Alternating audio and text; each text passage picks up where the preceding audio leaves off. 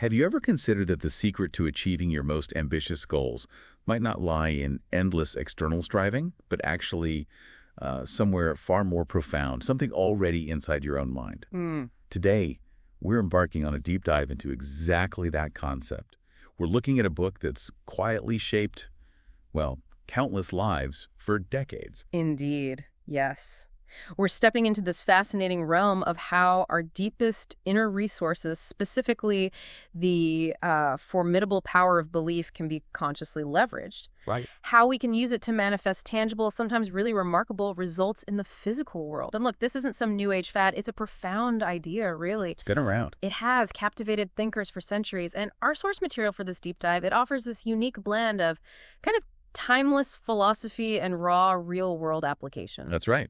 Our subject for today's deep dive is Claude M. Bristol's incredibly influential and, frankly, enduring work, The Magic of Believing. A classic. Absolutely. And this isn't just going to be a book review. We're planning to systematically unpack its core philosophy, explore the practical exercises it proposes in detail. The how-to. Exactly, the how-to.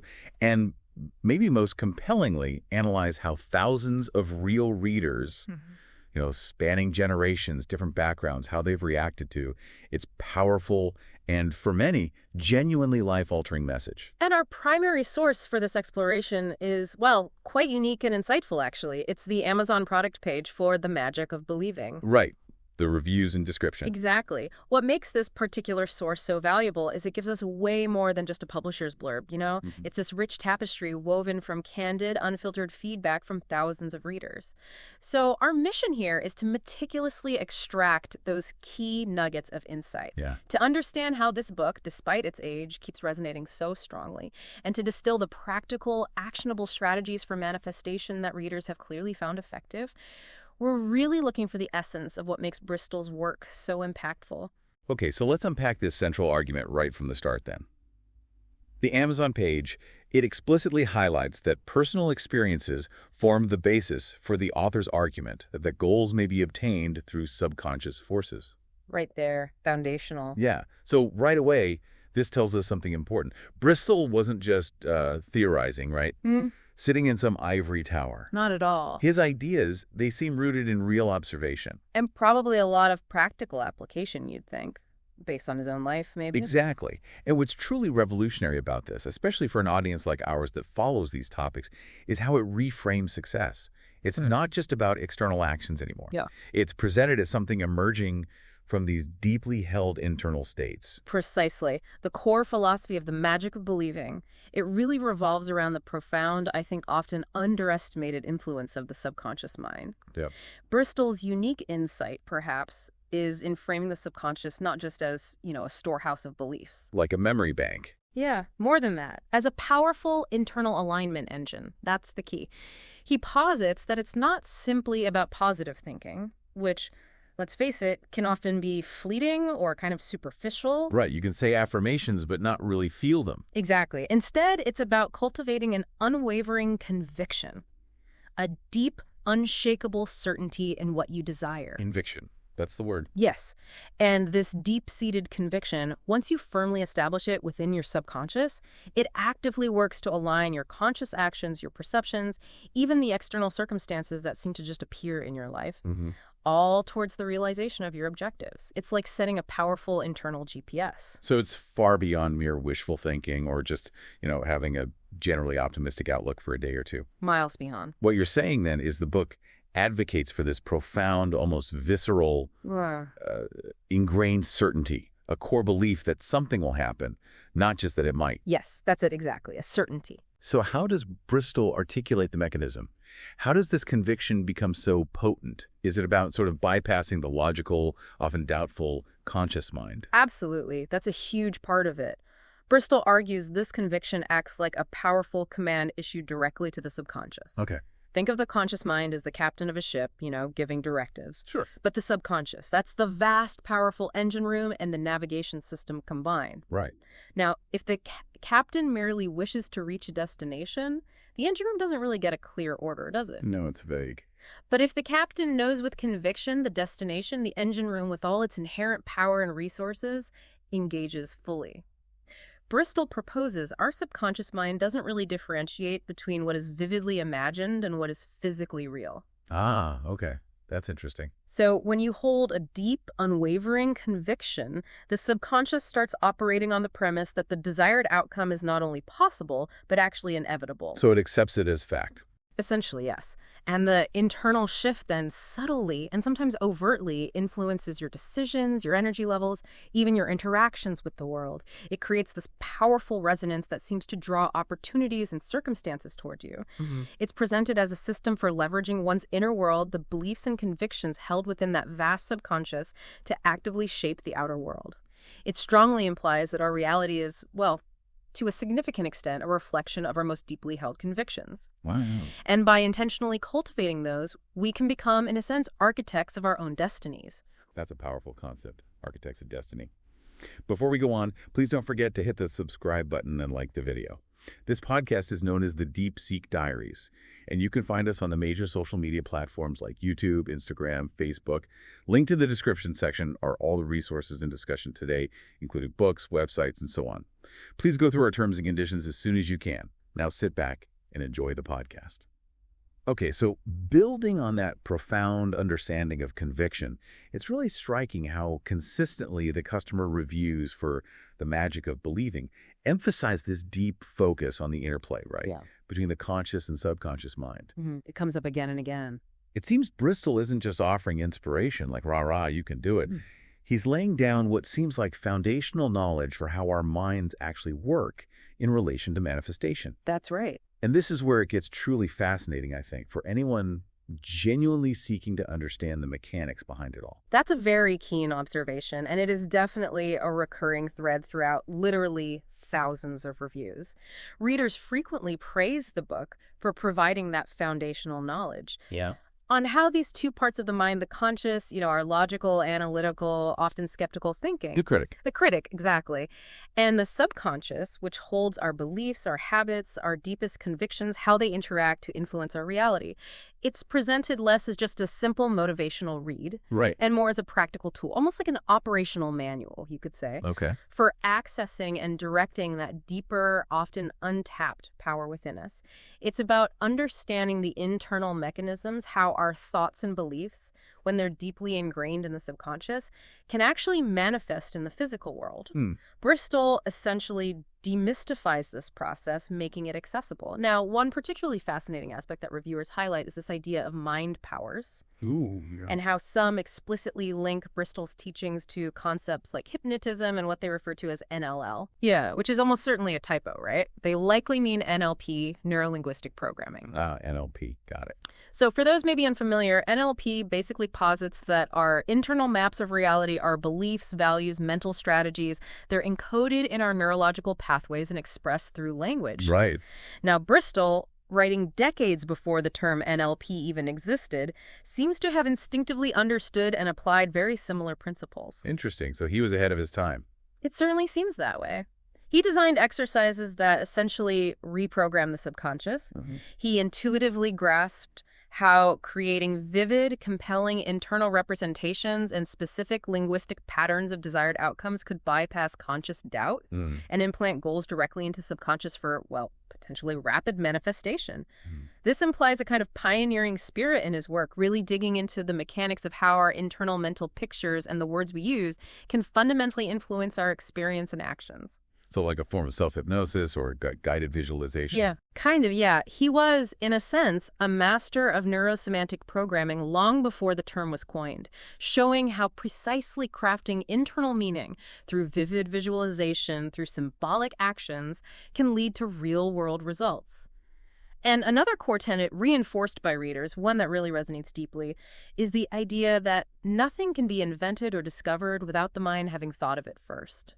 Okay, unpack that a little. Well, it's not just some philosophical musing. It's presented as a practical statement about the creative process itself, whether in invention, scientific discovery, or personal achievement. Right. It assaults that every innovation, every breakthrough, every new reality, it begins as a thought, an idea, a vision in the mind. The book, according to these reviewers, helps readers grasp this fundamental truth. That the mind is the starting point. Exactly, and then it provides the framework to apply it. It essentially says, look, If you can conceive it in your mind with absolute clarity and believe in it with unshakable conviction, you've taken the most significant and often the most challenging step towards bringing it into existence. It highlights the mind as the ultimate generator of reality. And yet, despite the profound and seemingly complex nature of these topics, conscious, subconscious mind powers, this intricate process of manifestation. Yeah, it sounds heavy. It does. But a reviewer specifically notes that the book distills this subject into a common sense way. That's crucial. Absolutely crucial for its accessibility and its enduring appeal. It means Bristol manages to break down these intricate psychological principles and powerful manifesting techniques into actionable insights that everyday readers can actually grasp and apply. Without feeling overwhelmed. Precisely. Without feeling overwhelmed by jargon or abstract theory, it's practical, it's grounded, and presented in a way that resonates as inherently logical and true to the reader, which reinforces its utility as a genuine learning tool, as another reviewer perfectly described it. Yeah. So it really acts like a bridge, between abstract philosophy and concrete action. That's a truly powerful connection, especially that idea of Bristol predating concepts like NLP. So the book isn't just about wishing, it's about actively directing one's thoughts and mental energy. Yes, directing. It suggests, as a reviewer highlights, that this mental discipline is the primary lever for achieving desires, which makes you think. If your thoughts are truly the primary architects of your reality, how much more intentional and precise might you become about what you allow to occupy your mental landscape, and maybe how much more vigilant about the noise you permit? Exactly. It puts the onus on you, doesn't it? And to reinforce this point, another reviewer offers this really compelling summation that just encapsulates the book's foundational premise. Every successful person you meet has believed. Simple, but profound. Very, and it's not presented as just a casual observation. It's framed as a fundamental, almost universal truth. Right. It implies that belief isn't merely a result of success, something you gain once you've achieved something. Like a confidence boost after the win. Precisely, but rather it's an indispensable precursor to it. The book suggests that this deep-seated conviction, this unshakable belief in the possibility and eventual realization of one's goals, is a common thread, a thread that weaves through the fabric of all successful individuals. It's the invisible engine driving their visible achievements. Wow. So by providing strategies to cultivate this belief, the magic of believing aims to equip its readers with what it identifies as a critical, often overlooked ingredient for personal triumph, effectively transforming their internal world to reshape their external one.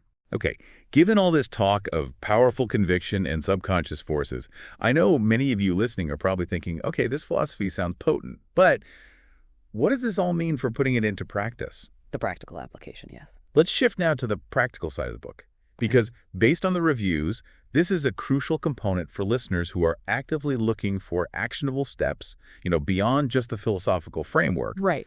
This is where the rubber meets the road for Bristol's principles.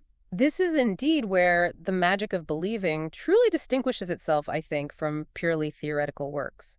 The customer reviews frequently detail specific exercises, actual tangible methods that Bristol provides for applying his philosophy. Okay. These aren't just abstract concepts. They are concrete techniques designed to harness and direct the power of belief into actionable manifestation. One such exercise, noted by an Italian reviewer actually, is the technique of the cards. Technique of the cards. Okay. Now, the source material, the Amazon page, doesn't go into exhaustive detail about how this technique works exactly. Right. But we can certainly infer its purpose and potential application based on the book's whole overarching theme, visualization, subconscious imprinting. Makes sense. So imagine using a deck of cards. Maybe not a standard playing deck, but one where each card represents a single, meticulously defined goal. Okay, like goal cards. Exactly. You might write your objective on one side, like secure dream client X, and on the other, maybe a powerful affirmation or symbolic image representing its achievement. Bristol's genius here might lie in the ritualistic interaction with these tangible symbols every day. Perhaps you'd shuffle them, select one at random to focus on for the day, or maybe arrange them in a specific order signifying priority. A physical anchor. A physical anchor, precisely. This physical, tactile engagement transforms those abstract desires into concrete, actionable intentions that your subconscious can more readily grasp. It serves as this constant physical reminder that anchors your subconscious to these objectives, constantly reinforcing your conviction. Like keeping it top of mind, but on a deeper level. Exactly. It's a form of active, repetitive priming designed to overcome conscious doubt and deeply embed the desired reality. But perhaps the most crucial and certainly the most vividly described exercise, thanks to an incredibly detailed anecdote that really brings it to life, is the technique of the mirror, sometimes referred to by reviewers simply as mirror magic. Mirror magic. I like that. Me too.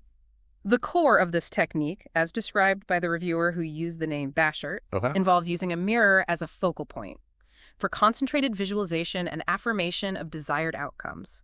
It's a method designed to make your goals feel so real, so concrete, so immediate that your subconscious begins to accept them as already achieved. Right. Tricking the subconscious almost. In a way, yes. Thereby initiating the process of manifestation. The mirror acts as this powerful symbolic window, a direct portal, if you will, into your desired future, and the Bashert reviewer's personal story. It's just a compelling testament to the perceived power of this method. Let's hear it. They recounted taking an old mirror belonged to their grandmother, which adds a nice touch. And with this powerful act of intention, drawing small symbolic representations of highly specific goals directly onto its surface. Wow, okay. What kind of goals? Well, these weren't vague aspirations like be happy. They included a particular type of living space, a new car with specific attributes, and getting a full-time position at their current job. Very concrete. Very. And this mirror, they placed it strategically where they looked at it every single day before going to work, so it served as this constant active visualization tool. Not just a passive glance. No, definitely not. It was an intentional, deliberate engagement with their desired future, reinforcing their conviction daily. This routine of focused interaction with their symbols of desire, the reviewer implies, was absolutely key. So let's look at some of their specific manifestation examples because they are quite remarkable. Okay. First, the new living space. The reviewer had a clear, detailed vision, a peaceful country home, far from distracting city lights, with enough space to accommodate their two beloved Bouvier dogs, who at the time were temporarily living on a friend's farm. Right, so getting the dogs back was part of it. A big part, yes. And within a remarkably short period, just about a month, they say they found an old farmhouse that perfectly matched their desires. A month? That's fast. It is. And what's even more striking, and speaks to the kind of precision maybe involved here, is the landlord's immediate and enthusiastic welcome of their two large dogs. Which could have been a deal breaker. Easily. A huge obstacle, potentially. And as an added, almost serendipitous detail, the property featured a natural spring bubbling on it. The reviewer described it as being like having a cool built-in fountain at night. Wow. And as if the universe was just adding extra layers of wonder, the home was situated only about a quarter-mile from a natural flaming geyser park. Okay, that's incredibly specific. Isn't it? These aren't just general positive outcomes. They are incredibly specific, almost uncanny details that seem to have materialized directly from the reviewer's focused intention and those symbols on the mirror. Next, the new car manifestation. Okay, the car. Again, the reviewer didn't just wish for a car. They actively engaged in the process on multiple levels, talking about their desire for a new car within their writing group, with friends, family. Putting it out. Putting it out there, exactly. They even went so far as to shop for the coolest keychain for this future car. I love that. Acting as if. Acting as if, a small but powerful act of pre-commitment, right? A symbolic acceptance of the car's future arrival. Now, despite being, as they put it, saddled with school loans and initially hesitant to apply for a loan at their bank, the desire, reinforced by the mirror, remained potent. After moving to the farmhouse, they temporarily left the mirror at their mother's for safekeeping. A year later, a coworker suggested trying a credit union, saying they might be less stringent, especially since the reviewer had recently become a full-time employee. We'll get to that part. Right. So the reviewer, emboldened by Bristol's principles, applied for a $20,000 loan, figuring, might as well aim high for their biggest dream at the time. Go big or go home. Exactly. After some initial uncertainty, no immediate approval, the aha moment came. While helping an aunt car shopping, they saw a car they desired, marked down to $16,000. Okay. They test drove it, and perhaps with this even stronger conviction-fueled belief, offered just $12,000. Bold move. Very bold. And to their absolute shock, the business agent confirmed the loan transfer from the credit union for that amount. No way. Yes. But here's the kicker, the culmination of this specific manifestation. Its precision is almost uncanny. A woman from their writing group reminded them that they had always said they would buy the new car before the end of July. Right. The reviewer purchased that car exactly on July 27th. Wow. That's specific. Incredibly specific. This anecdote powerfully illustrates not only the realization of the goal, but also the precise timing and details often associated with highly focused and convicted manifestation. It really suggests that the subconscious, once given clear instructions, can work with remarkable accuracy. And finally, the full-time job. Right. The job they needed for the credit union tip. Exactly. The reviewer started this job part-time, despite it being a high-salary position, often only getting 2 to 3 hours of work a day. Tough start. Yeah, but they held on to it because of the benefits and the potential for a full-time role. The conviction was so strong that they started talking openly about going full-time in 2 years. Setting a time frame. Yes, despite the seemingly insurmountable company structure.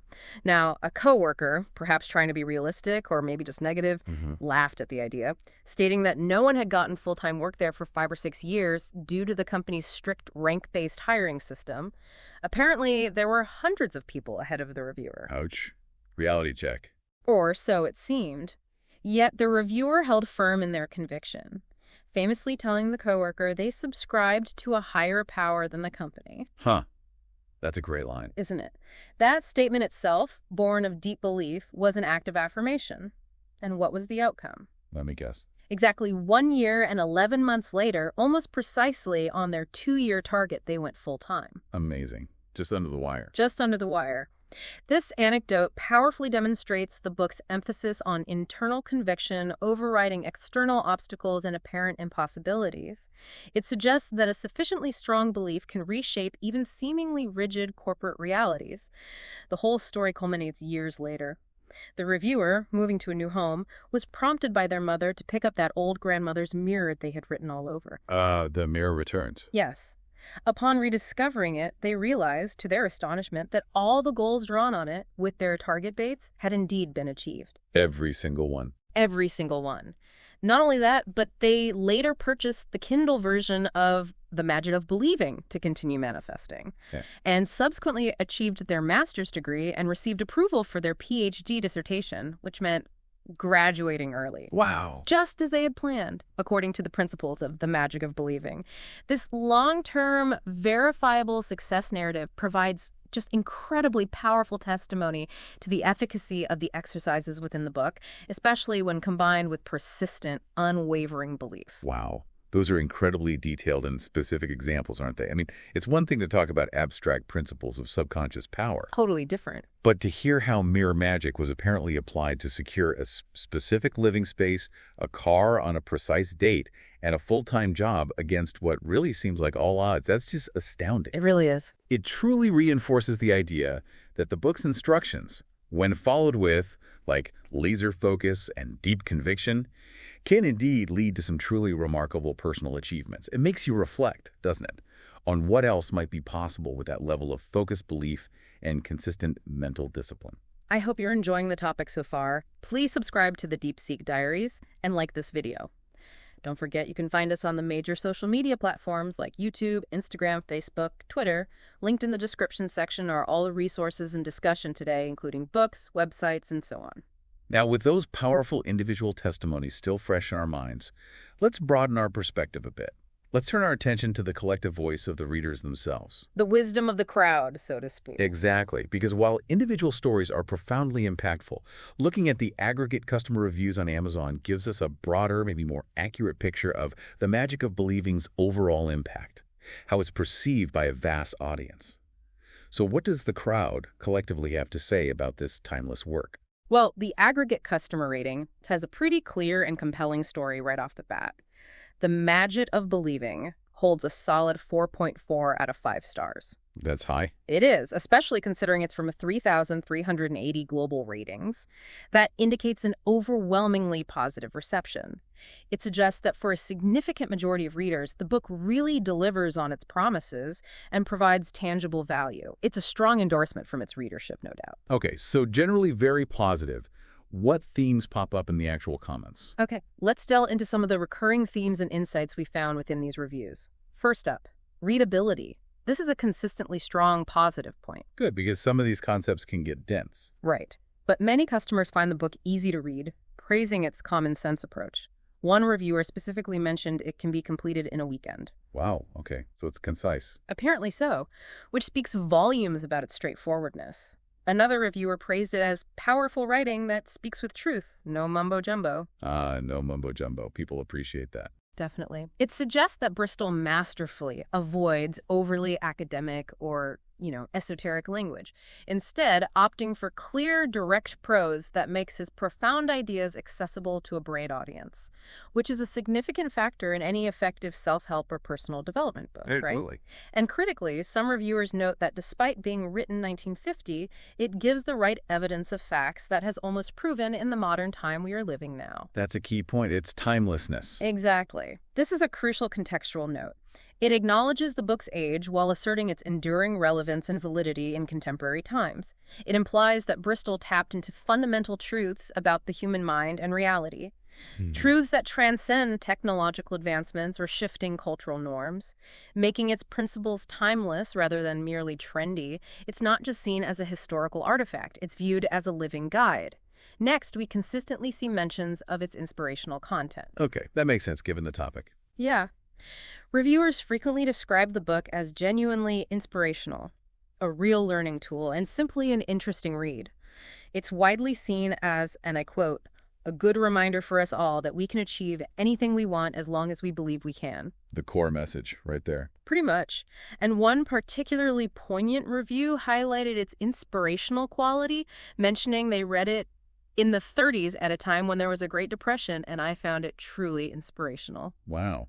Reading it during the Depression, that adds another layer entirely. Doesn't it? It's a powerful testament to the book's ability to uplift and empower even in the face of widespread, crushing hardship. Its message of internal power and agency must have provided hope, a kind of mental framework for resilience when external circumstances might have seemed utterly bleak. A beacon in the dark, maybe? Well put. Offering a way forward when things looked impossible. That context makes its inspirational core even more impactful, I think. Moving to value for money. Customers are quite vocal about this, which is always a good sign for a book in this genre. People feel they got their money's worth. Exactly. It's frequently mentioned that the book is well worth the read and a bargain at the price. Go. This emphasizes the high return on investment perceived for its content. It suggests that for a relatively small financial outlay, readers feel they receive profound, actionable insights that can genuinely improve their lives. So high impact for low cost. That seems to be the feeling. And this perceived value contributes significantly to its positive reputation, its continued recommendation across generations, and its status as really a foundational text in the self-improvement landscape. Readers feel they are getting immense wisdom for a minimal cost. Finally, we encounter ease of use. And here it presents a more mixed bag of feedback. Ah, okay. Not all smooth sailing. Not entirely, which offers a more nuanced and realistic view of the book's reception. On the positive side, some found it easy to understand and clear, concise, getting down to the basics without too much theory rubbish. Aligning with the readable comments. Yes. It indicates that for many, the practical advice is readily digestible and immediately applicable.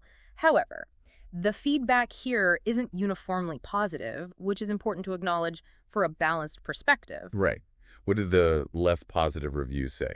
Well, some reviewers, for instance, found it not a good self-help guide for them, specifically, or even described it as tedious and boring. Why do you think that might be? Could be various factors, right? Maybe their expectations weren't met for instant results, perhaps a different preferred learning style, or simply maybe a lack of readiness to commit to the required mental discipline involved. That makes sense. It requires work. It seems so.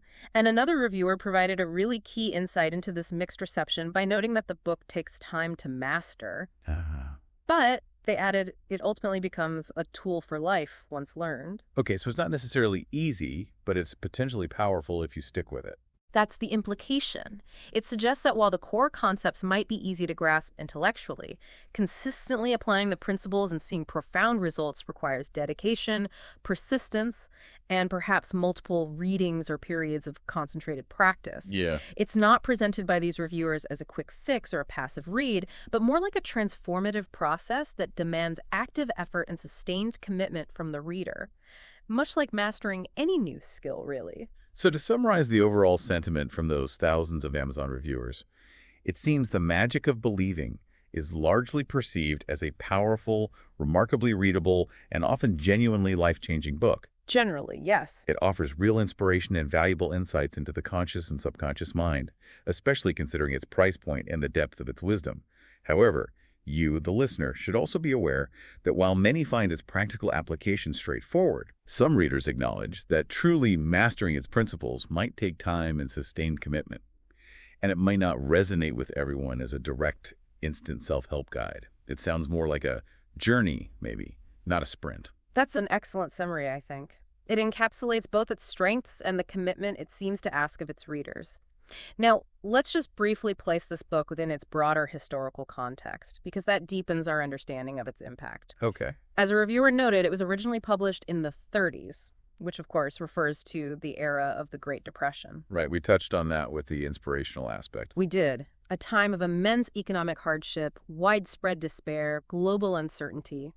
The fact that the magic of believing emerged from such a challenging environment adds significant weight to its message. It wasn't written in easy time. Definitely not. It was born from what must have been a profound societal need for hope, for resilience, and for a deeper understanding of how individuals could influence their own destinies when external circumstances seemed overwhelming, maybe even unchangeable. This context makes its message of inner power and individual agency all the more profound and enduring, I believe, offering a kind of lifeline in seemingly impossible times. And it's certainly carved out a significant, almost foundational place for itself within the self-help genre, didn't it?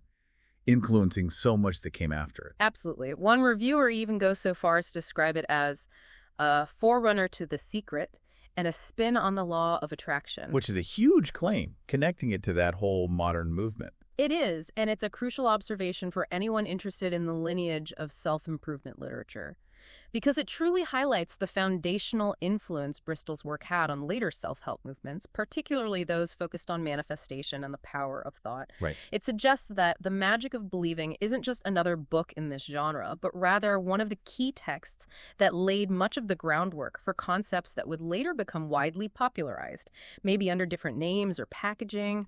It provided an early, clear articulation of how focused mental energy and belief could potentially attract desired outcomes, predating many of the contemporary discussions around these principles by decades. It's important, however, to address certain aspects of the content that are, well, by modern standards, explicitly dated. We should probably talk about that. Yes, we absolutely should. Transparency is key. One particularly candid reviewer points out that the book contains massively dated language, including terms like Japs and Nipponese, which, are now widely considered offensive and culturally insensitive. Okay, right. Definitely dated. And furthermore, this reviewer mentions, and I quote, how the best thing he can imagine is having huge amounts of natural landscape to exploit, which reflects a very outdated environmental viewpoint, starkly at odds with contemporary ecological awareness and sustainability efforts. Yeah, that wouldn't fly today. Not at all. Now, as guides on the Deep Seek Diaries, our role here is to impartially report on the source material as it's presented in the reviews and, by extension, the book itself. We are clarifying that these elements are indeed part of the book's original text. They're a product of its specific historical and cultural context, and we are certainly not endorsing these particular historical viewpoints. Understood. It's reporting, not endorsing. Precisely. And this raises an important question for you, the listener. How do we engage with older texts? Texts that, while containing potentially profound and timeless wisdom, might also include language or perspectives that are no longer acceptable or align with contemporary values. It's a common challenge with older works. It is. It's a challenge of historical interpretation. How do you extract the core valuable message while acknowledging and contextualizing the problematic aspects? Readers really have to navigate this by focusing on the underlying principles and philosophical insights, recognizing that some expressions are simply artifacts of the era in which the book book was written, and not necessarily central to its core teaching on belief and manifestation. It requires a discerning eye, to separate the timeless truth from the time-bound expression. That's a vital point to consider for any serious learner delving into older text, absolutely.